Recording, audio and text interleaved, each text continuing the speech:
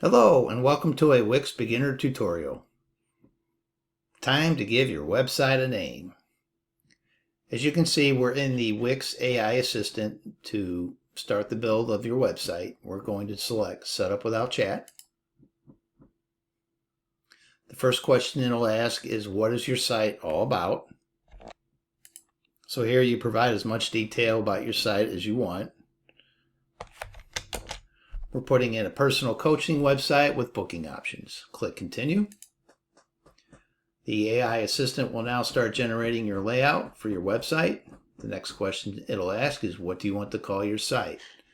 Here you can choose a site name that you came up with, or if you're stuck and you don't like anything that you've come up with, you can use one of these suggestions underneath here. We're going to call ours Bright Path Coaching. Type that in the box, click Continue. This name will appear in your header, tabs, and site text, so you want to keep it short and clear.